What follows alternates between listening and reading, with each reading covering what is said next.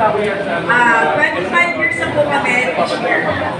Hanggang ngayon po, wala pa kaming kasiguraduhan sa aming paninilahan sa aming lugar. Kung sakasakali po na kayo ay palarin, ano naman po ang pwede namin asahan tungkol sa mabahay sa ating samundan? Maraming po salamat. Yung issue ho ng pabahay ay dalawang sakay ng gobyerno dapat ang nakatuon. Unang-una ho, yung LGU, yung local government unit. Whether it be the municipal or the city, depending kung sino yung nakakasakop, o diligaya po yung national gamit dun sa Department of Housing and Urban Settlement. Yung dalawang ahensyang yan. At hindi ko nalalaman kung anong actual na senaryo sa inyong lugar at kung ano yung available means of relocation, kung on-site or off-site.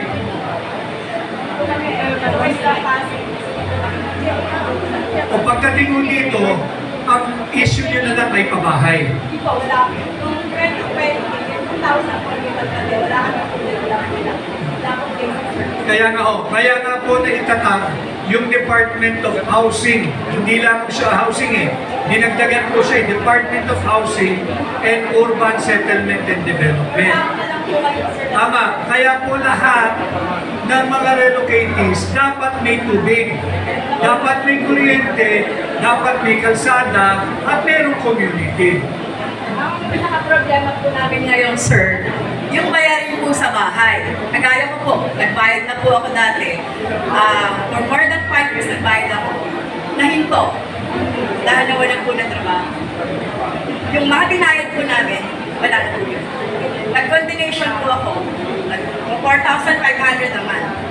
Nagkaka-pandemya. Nawala din po yung tulog ko lahat. Back to zero na naman po kami na.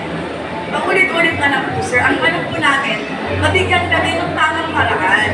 Kasi lahat po ng sakasiglahan po, karamihan po dyan nagaling payatas. Yun po talagang hirap ng lugar. Opo, karamihan po nagpagawa ng bahay. Pero tanongin po nila, karamihan po nagpelang kanila. Yung talaga relocatis po, na naghirap, wala nung lipat kami dyan, walang tubig, walang hila, wala lahat. Ayan po sa Kagawad Sama lang po na yan. Dahil pinasa din po siyang relocatis. Pero sa ngayon po talaga, ang problema ng mga tao sa amin, mayarin sa bahay. Pwede po gusto kayo magbahay ng bahay. Ang problema, napakalakas po ng interes. Paano po kung pwede kang driver? Paano po siya magbabayad kung ang bayarin niya sa araw-araw ay ang kita niya, ganito lang, ang bayarin po. Sige, gamitin po, bilang senator ninyo, gamitin natin yung oversight committee, oversight function ng Senado. Silipin natin kung paano, kung nakapagbayad na kayo, hindi naman pwedeng back to zero. Back to zero po kami, sir. Karamihan po dyan, nakakali po rin ako to zero, sir. Oo nga, ang ibig ko sabihin, hindi ako sumasakayon, hindi pwedeng back to zero. Pinaghirapan niyo. Mahabang problema na po, sir. Dapat yun, merong equitable means of coming up with yung tamang computing. Pwede nga po, sir, na yun na yung mga relocatis na 25 years na hanggang ngayon nag-base dyan, pwede po na naman i-award na lang sa amin kasi ito pa rin kami, lumalaban pa rin kami sa buhay namin hanggang ngayon. Yo, pagka bilang senator ninyo, silipin po natin yung doon sa oversight function ng Senado at baka maaari, baka makuha lang sa resolution yan ng Senado na ibigay na sa inyo yung inyong pinaghirapan at pinagtulungan. Sisikapin po natin. Senator, meron ako ako na isang magtatanong. Isang problema dito sa Montalban. Sa kalaki-laki na Montalban ay mga land grabber. In fact, meron po tayong problema na malaki dito, Senador, na hindi po pinapansin. In fact, ang barangay Bunaconsukas, barangay Mascap, barangay San Isidro, kasama na po pababa dito, di ba? Ay nagkaroon po ng titulo ang mga tao na hindi naman mga taga dito. Desisyon ng tipo na Supreme Court, kaya po ito po ay talagang pupwersahin. Wala na po kami barangay na tatlo.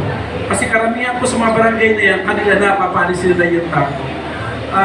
Ganun din po dito, talamak po dito yung bigla na lang magkakaroon yung isang lugar, ikaw ang nakatira dyan, bigla na magkakaroon ng corruption pa rin po ito, na may-ari ng lupa, ginagamit ang kung anong mga koneksyon. Senador, ano po pwedeng gawin ng mga ordinaryong tao na wala kang laban-laban, na nandiyan ka na, diyan ka na pinanganak, pero bigla ng pagising mo, hindi na sa iyo ang lupa? Bakit po ito pinapayagan? Ano po mga ahensya? Ano po ang bagong batas na dapat gawin para po ito masolusyonan? Meron na ho tayong sapat na batas eh. Pati yung laban dyan sa mga sindikato na nag-aangkin ng mga lupa na meron na naman talagang naninirahan o nagmamayari na.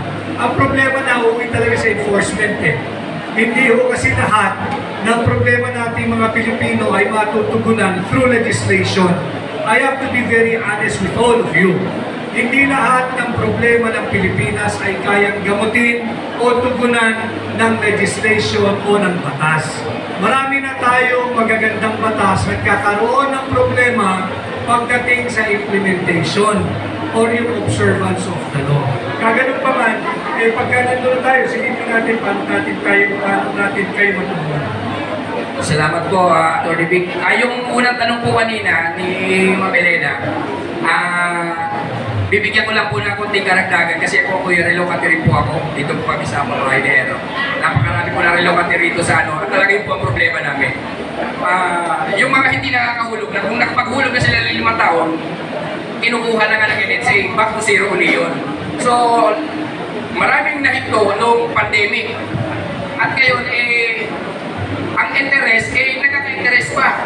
Kaya po yun ang problema namin dito na halos malubog na yung mga relocate. Sana ganun din sa mga ating mga mauupo mga konsihal, matulungan ninyo yung ating mga kababayan dito na mga relocate.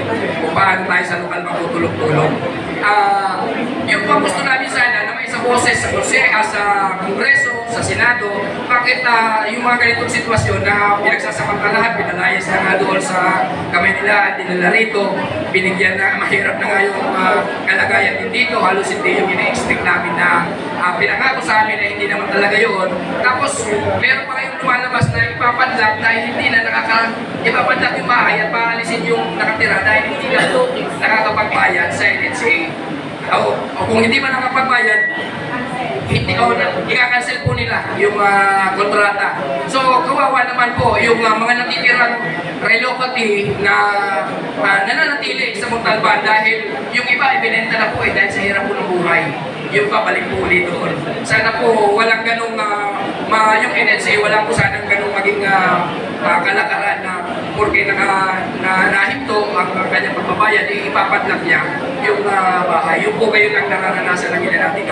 Sana po kung kayo po ay makakarating po na Senado, ay magkaroon po ng boses ang mga relocate. Hindi lang po rin sa Montalban, kundi po sa iba't ibang Pilipinas dahil marami po tayong mga babae at tiyak po na meron po ang kalakaran po sa DISO sa NHA. Kaya NHA po kasi kami rito na ganun din ang pagigipit nila sa mga bayarin o sa mga nagbayan o sa mga nanobatis.